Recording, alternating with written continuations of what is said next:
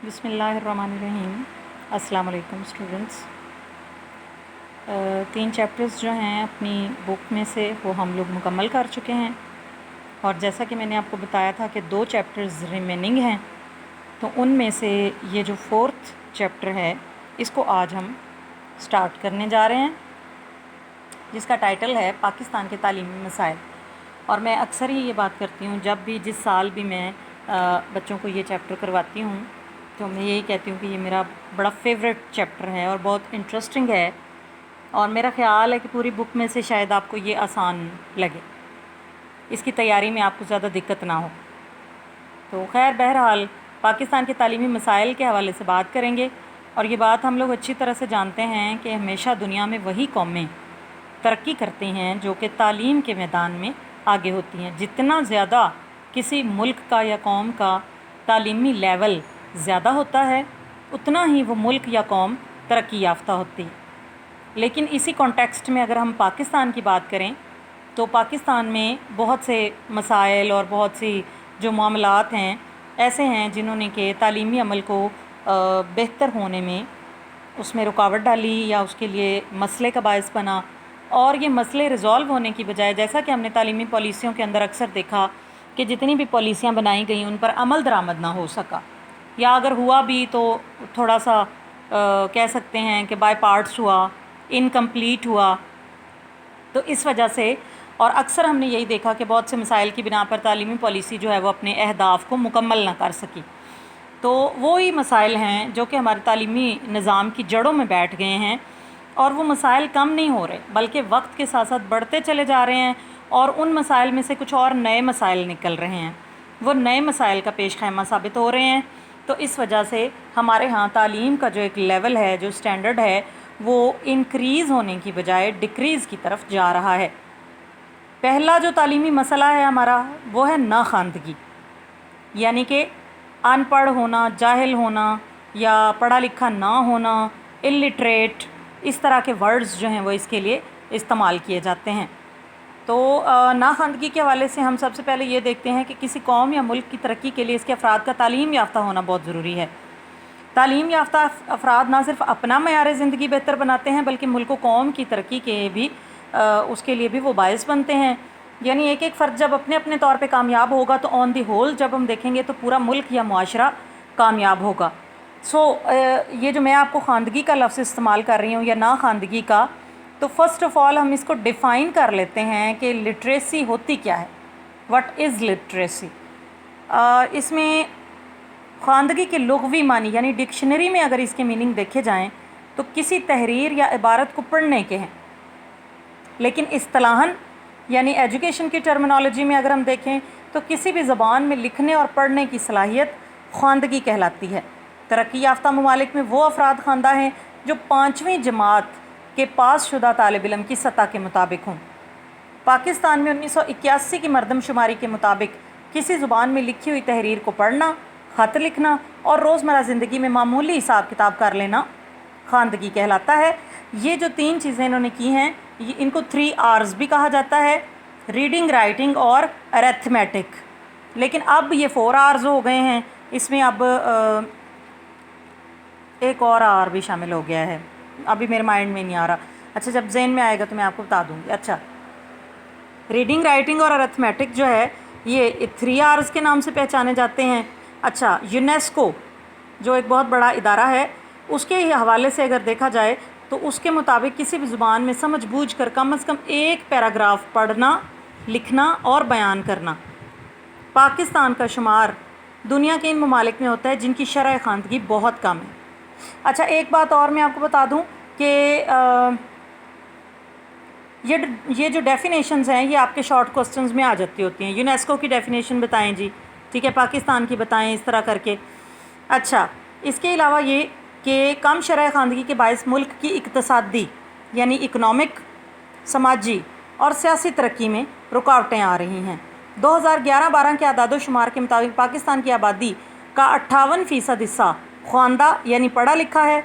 इस 58% में से जो मर्द हैं वो 60.8% हैं और औरतें जो हैं वो 54% हैं। यानी हर 2 मर्दों में से 1 नाख़वानदा है और इसी तरह हर 3 औरतों में से 2 عورتیں ناخواندہ ہیں۔ خواندگی کی صورتحال دیہی اور شہری آبادی میں بھی فرق رکھتی ہے، کیونکہ آپ کو پتہ ہے دیہات میں سہولیات ذرا اور طرح کی ہوتی ہیں، گاؤں میں مطلب شہروں میں اور طرح کی ہوتی ہیں۔ تو شہری آبادی کا 58% اور دیہی آبادی کا 48% حصہ خواندہ یعنی کہ پڑھا لکھا ہے۔ اب دیہات میں اگر خواتین کی بات کی جائے تو یہ 35% ہے، یعنی 4 خواتین میں سے 3 جو ہیں وہ ان پڑھ ہیں۔ اقتصادی لحاظ سے پاکستان کا شمار دنیا کے ترقی پذیر ممالک میں ہوتا ہے۔ ترقی پذیر وہ ہوتے ہیں جو کہ ترقی یافتہ نہ ہوں، ڈیولپنگ کنٹریز ان کو کہا جاتا ہے، اور جو ترقی یافتہ ہوتے ہیں وہ ڈیولپڈ کنٹریز ہوتے ہیں۔ لیکن خواندگی کے اعتبار سے ہمارے ملک کی صورتحال زیادہ بہتر نہیں۔ اگر ہم ہمسایہ ملک کو دیکھا جائے تو اس میں چین، سری لنکا ہم سے بہت آگے ہیں۔ آگے چل کر ہم ایک چارٹ دیکھیں گے جس میں مختلف ممالک کی جو شرح خواندگی ہے وہ مینشن کی گئی ہے۔ اچھا، یہ چارٹ جو ہے یہ فی الحال آپ کو ایسے لگ رہا ہے کہ جیسے ایک آرڈنری سا چارٹ ہے، لیکن یہ آرڈنری چارٹ نہیں ہے۔ اس کے اندر جو فگرز لکھے ہوئے ہیں نا، یہ آپ کی ملٹیپل چوائس میں آتے ہیں کہ جی بنگلہ دیش کی آبادی شرح خواندگی کتنی ہے، اس میں 4 آپشنز آ گئی ہیں، یا پاکستان سے زیادہ خواندگی والے جو ممالک ہیں ان کے نام بتائیں، پاکستان سے کم خواندگی والوں کے بتائیں، وغیرہ وغیرہ۔ تو یہ جو چارٹ ہے اس میں آپ کے یہ جو انہوں نے لٹریسی ریٹ مینشن کیا ہوا ہے یہ آپ کے ملٹیپل چوائس میں آ جاتا ہوتا ہے۔ یہ آپ لوگ دیکھ لیجئے گا اچھی طرح توجہ سے۔ آ جاتے ہیں جی ناخواندگی کی وجوہات کی طرف، کیونکہ ہر کام، ہر بات، ہر مسئلے کی کوئی نہ کوئی وجہ ہوتی ہے۔ تو انسان اگر پہلے اس وجہ کے بارے میں جان لے اور اس کو اوور کم کر لے تو شاید وہ مسئلہ، وہ ریزن جو ہے وہ ریزالو ہو جائے۔ اب یہاں پہ ہم دیکھتے ہیں کہ پاکستان میں آخر ناخواندگی کی وجوہات کیا ہیں، کیا ایسی ریزنز ہیں کہ ہمارے ہاں خواندگی کا جو ریٹ ہے وہ بڑھ نہیں پا رہا۔ فرسٹ آف آل ہے جی آبادی میں اضافہ۔ تو پاکستان میں ناخواندگی کی سب سے بڑی وجہ جو ہے وہ تیز رفتار اضافہ ہے جو کہ آبادی میں ہو رہا ہے۔ ملک کی شرح خواندگی میں تقریباً 1% سالانہ اور آبادی میں 2% سالانہ جو ہے وہ اضافہ ہوتا ہے، یعنی پڑھا لکھا بندہ تو ایک سامنے آتا ہے اور نئے جو پیدا ہونے والے بچے ہیں وہ 2 آ جاتے ہیں۔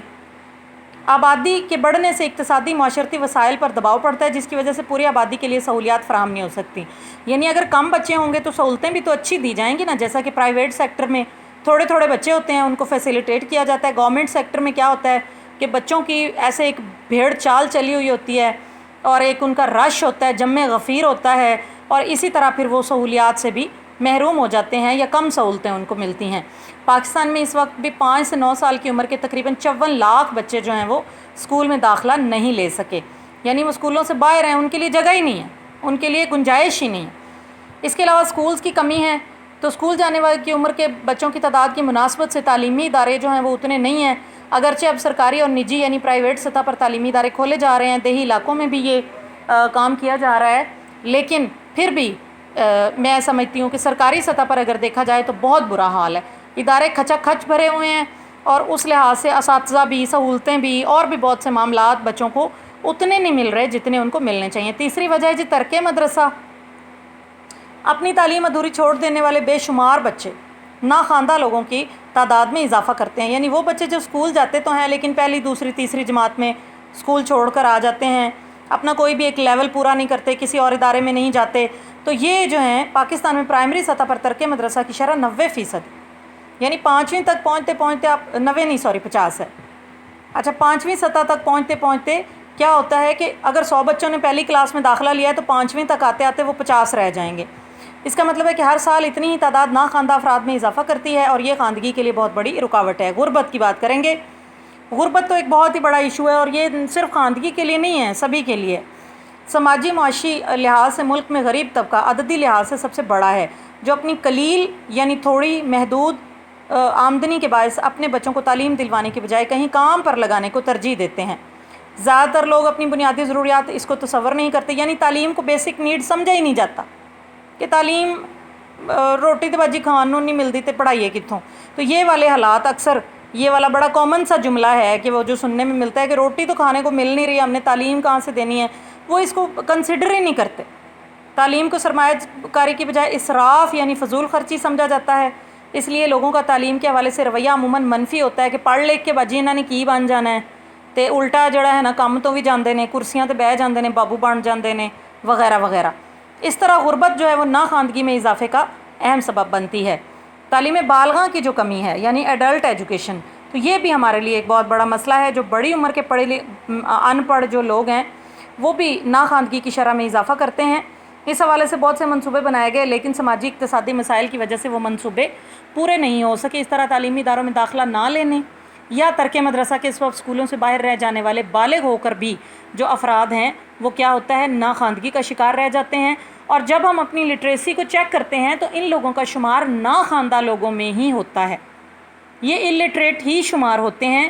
لیکن بہرحال کچھ لوگ تو اس کو کنسیڈر کر کے بعد میں اپنی پڑھائی پوری کر لیتے ہیں, کچھ نہیں بھی کرتے. تو اس لیے یہ کچھ وجوہات ہیں جو کہ ہمارے ہاں ناخواندگی کا باعث بنتی ہیں. اور فی الحال آج ہمارا یہیں پہ ہم اس کو اینڈ کریں گے اپنے لیکچر کو. تعلیم نسواں کا جو لیکچر ہے وہ انشاءاللہ اگلے اس میں ہم ڈسکس کریں گے. اوکے جی.